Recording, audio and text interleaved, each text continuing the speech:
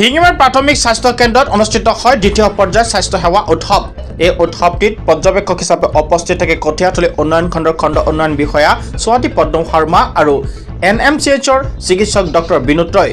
শিঙিমাৰী প্ৰাথমিক স্বাস্থ্য কেন্দ্ৰত এই অনুষ্ঠানটোত চাফ চিকুণতা আৰু সুশৃংখল পৰিৱেশৰ প্ৰতি আপ্লুত হৈ পৰ্যবেক্ষকসকলে স্বাস্থ্য কেন্দ্ৰটোৰ চিকিৎসক নাৰ্ছৰ উপৰিও স্বাস্থ্য কেন্দ্ৰটোৰ পৰিচালনা সমিতিৰ শলাগ লয়। আনহাতে এই বিশেষ অনুষ্ঠানত উপস্থিত থাকে শিঙিমাৰী বিশিষ্ট সমাজকৰ্মী আবুল বাছাৰ।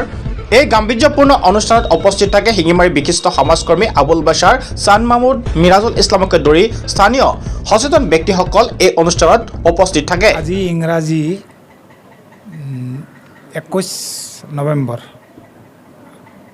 আমাৰ শিঙিমাৰী ব্লক PHCত স্বাস্থ্য সেৱা 2 অনুষ্ঠানটি চলি আছে।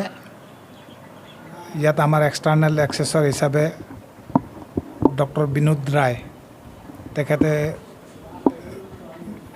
ভেৰিফাইড কৰি আছে আৰু বিভিন্ন ভেৰিফাইডৰ পিছত ৰেংক বা নাম্বাৰৰ পিছত ৰাইজৰ গ্ৰিভিয়েন্স কমপ্লেইন্স সুবিধা এইখিনি ওলাই পৰিব আৰু ৰাইজৰ মংগল হওক বুলি মই সেইখিনিয়ে as a SDMO block PHC Singimari সেইটো উইচ কৰিছোঁ।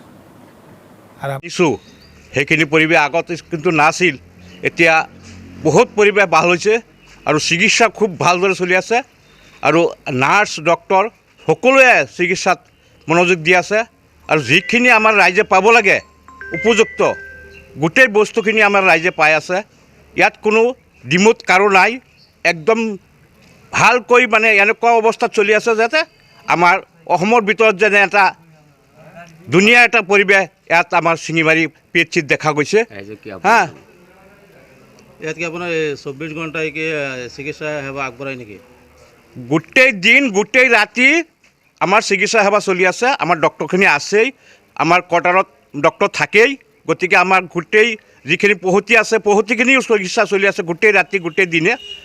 আমাৰ 4জন নাৰ্ছ আছে, নাৰ্ছকেইজনে খুব ভালদৰে ইয়াত চলাই আছে। দেখা গৈছে যে এটা সময়ত শিঙিমাৰী প্ৰাথমিক স্বাস্থ্য কেন্দ্ৰৰ এক জৰাজীৰ্ণ ৰূপ আছিল, কিন্তু আপোনালোকে যেতিয়া সমিতিত স্বাস্থ্য কেন্দ্ৰ পৰিচালনা সমিতিত অন্তৰ্ভুক্ত হোৱাৰ পিছত এটা মানে বহুত পৰিৱৰ্তন হোৱা এটা দেখা পাইছোঁ। হয়, আমি যেতিয়া এই অলপ দিন আগতৰ পৰা আমাৰ কমিটিত সোমাইছোঁ, আমাৰ কমিটিখিনি হৈছে হোৱাৰ পিছত আমাৰ এই যি কমিটিখিনি হ'ল এই কমিটিটো এনেকুৱা এটা কমিটি হৈছে যাতে আমাক খুব এই শিঙিমাৰী স্বাস্থ্যকেন্দ্ৰৰ কাৰণে এই প্ৰথম কমিটিটো আমাৰ এনেকুৱা উপযুক্ত মানুহ ইয়াত সোমাইছে আৰু এইখিনি কাম কৰোঁতে মানে আমাৰ শিঙিমাৰী PHC ইমানখিনি উজ্জ্বলতা হ'ল আৰু ক'বলৈ নাই। এইখিনি আমাৰ ৰাইজক কি আহ্বান জনাব? ৰাইজক আহ্বান জনাইছোঁ যাতে গোটেই ৰাইজ আমাৰ শিঙিমাৰী PHCত যেনেকুৱা চিকিৎসা চলি আছে ইয়াতে বৰ্তমানে আমাৰ এই অঞ্চলৰ যিখিনি ৰাইজ আছে গোটেই ৰাইজ আহক।